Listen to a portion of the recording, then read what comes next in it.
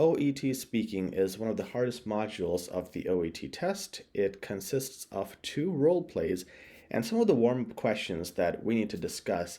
So let's get started and talk about the whole scenario from the moment you enter the door with the person who is called the interlocutor. So we'll talk about what that is, what the exam is all about, the structure, and what you can do to score good marks most importantly.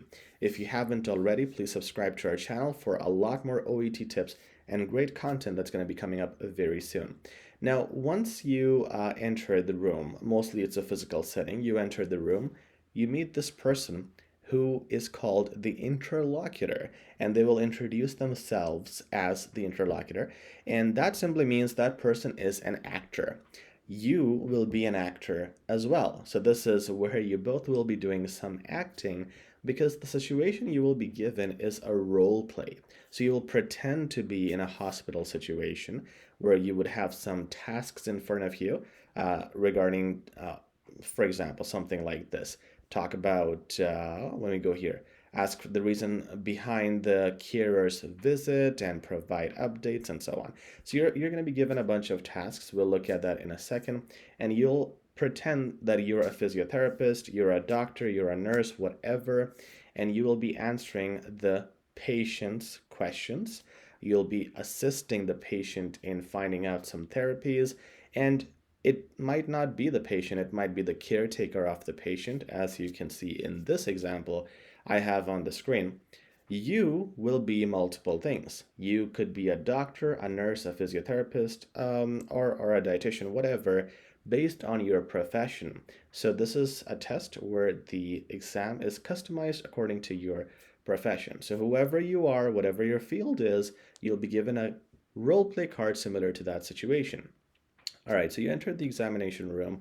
You're not being recorded yet, so you can relax. The interlocutor is going to ask you for your ID, and they will just ask a bunch of questions. How are you? And all those things, just normal communication questions. You're again not marked here.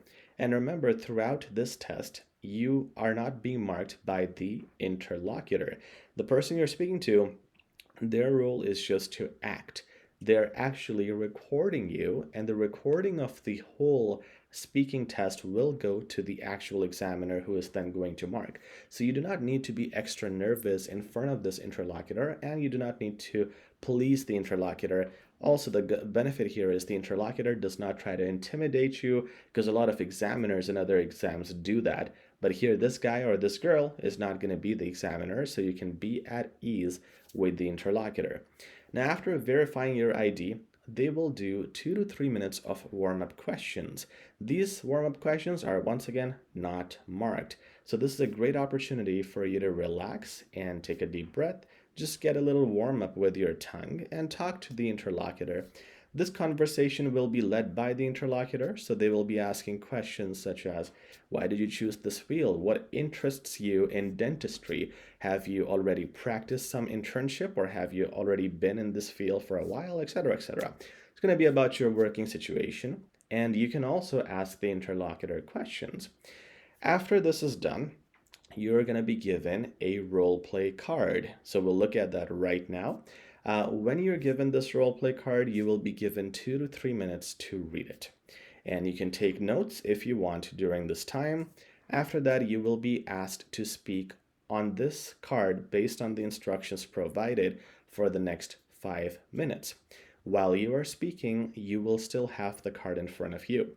So you do not need to worry about remembering the information there. You will still have it with you throughout the speaking time. Once your first role play is done, you will then be given another role play card. This will also have 2 to 3 minutes of preparation time and 5 minutes of speaking time with the interlocutor. During the warm-up time before each role play card, you can ask the interlocutor any questions you have. Don't ask about how you can improve marks or can you give me more marks, those things like that. But you can ask questions about what is your name, how do I address you. If this is about, for example, a dietitian setting, you can ask things like, do I need to be specific about medications, or any other questions you have. Now, you don't have to be super specific. You don't need really the interlocutor's name. You can make it up as you go along. And you don't need any medical knowledge either. So this is the best part. You just need to have good English and good control of that. But you can still ask those questions if you want. You can also end the warm-up time early if you feel you are ready, but I do recommend people take that whole warm-up time. I don't recommend people taking notes in the warm-up time because the notes are already here. So you don't need note taking because it's here. You will just waste time and you'll get yourself distracted. And mostly when our students speak, they don't really look at the notes. So don't do that. Okay, so now let's have a look at this case. This is the situation of a physiotherapist role play card. You will see in our mock test, and by the way, you can access our OET course on our website, and you will find plenty of challenging mock tests there. You will start with a setting where they'll mention the rehabilitation center, so that's where you are working as a physiotherapist. But this is not you, this is the carer. So these are the notes that are going to be given to the interlocutor. So when you and the interlocutor have the warm-up time, he or she is going to be looking at these notes. So it says here that the interlocutor is the carer, and they are the spouse of a 65-year-old man who recently had a stroke and is currently undergoing rehabilitation at the center. You want to discuss his progress, being the spouse, and understand how you can support him during his recovery. Your spouse is not present for the discussion. So the interlocutor is going to pretend to be the caretaker of the 65-year-old man, and he or she will, well, it's a man, so probably it's going to be a woman, and she's going to be talking to you about her husband. Now, on your side, this is the candidate card that you will be getting. Same thing, you're again in the same location, rehabilitation center, and you're the physiotherapist. This is your situation. You see the spouse of a 65-year-old man who recently had a stroke and is currently undergoing rehabilitation at the center. Your patient is not present for the discussion, which is why you will be talking to their carer. Now you have a bunch of tasks. So you will start with the intro, and there's a lot of things, guys, that we need to discuss: how to start the intro, how to say the right stuff to gain good marks, and the whole marking criteria, which, by the way, you can find in our course in a lot of detail that will really get you ready for your exam. Link for that is in the description.